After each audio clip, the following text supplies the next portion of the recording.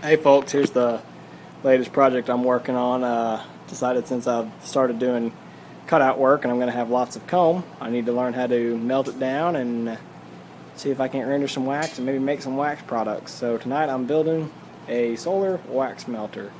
Now I've looked at a couple different sets of plans, but this is basically the easiest design that I've seen or found, and I'm just building out a scrap from my garage. But I guess I should have started sooner, but all I did here was took these pieces. This was an old fence plank, so I ripped down a fence in my backyard, and there's the whole rest of the pile over there. But took these and ripped them down to size, and I stacked them 3 high, and that was so that I could make this inlaid groove.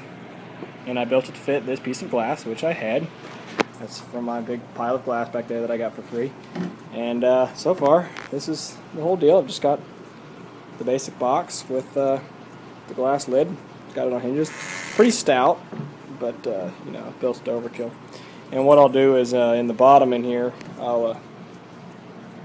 that'll be solid bottom all through there, and then on the front right here, I'll make a space in the floor with a drop down, and that's where my catch pan will sit for the wax to run into. So should be pretty simple. Should be, you know, again, not the greatest work in the world, but it's mostly all free aside from the hardware I put together. Even the hinges were free. Get that when I was in college. I lived in an apartment complex, and they went through and they swapped out a bunch of doors in the complex, and they threw all the doors away with the hinges on them. So me being super cheap like I am, went up there and removed all the hinges from the doors, and I got, I don't know, a lot of value worth of hinges, because hinges aren't cheap. I got a bunch of hinges to use. So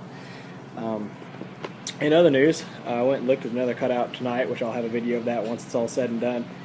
And these bees are a little pissy. I don't think they're Africans, just because they weren't super aggressive, but they were up on the side of the house near the driveway, so I'd imagine with the cars coming in and out all the time and kids running around, they're probably a little touchy. But just standing there looking at them, I got stung right above my eye, right above my left eye. I think it was because I had sunglasses up on my head, and she buzzed around my sunglasses for a long time, finally honed in and popped me right above my eye. And now I came home and I put some of the old baking soda and water blend.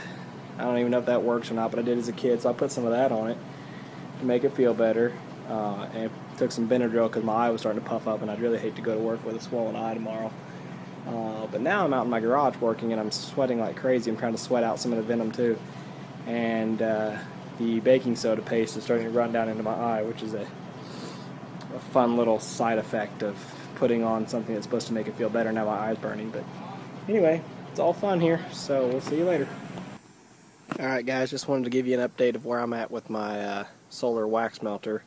It's actually been sitting out here for a couple days now, but I just got around to making a video. And I've got her done, and you can see I've got wax sitting in there. That wax is extremely dark. This was from that cutout job that I did, so it's just full of propolis and cappings and casings and whatnot. Not cappings, I guess, a lot of casings and cocoons. But it is melting. You can see down here my little catch pot. Let me give you some shades so maybe you can actually see. I'm not sure. Okay, down there in the catch pot, there is actually some wax. Unfortunately, there's a lot of dead bees in there, because over here on the side, you can see right there is a crack. I didn't seal that up good. So not only am I losing heat, but I'm also getting bees that go in there, and then they get lost and confused, and they get overheated, and they're dying. So I need to fix that. But you know, it's 1 or 2 bees every now and then. I'm not too worried about it. But you know, this is an extremely slow way to melt wax. But on the other hand, it is free. You know, all the materials I use for free, but it doesn't cost me any energy or any time to let it melt. So, you know, from a cheapo standpoint, that's great. However, from a speed standpoint, that doesn't do you much good. So I think there's room for upgrades here. I'm just not sure what route I want to take just yet. Have my thermometer there set on it, had inside-outside temperature. I know this thing is working. My thermometer recorded a couple days ago max of, I think, 145 inside, that's Fahrenheit, inside the wax melter.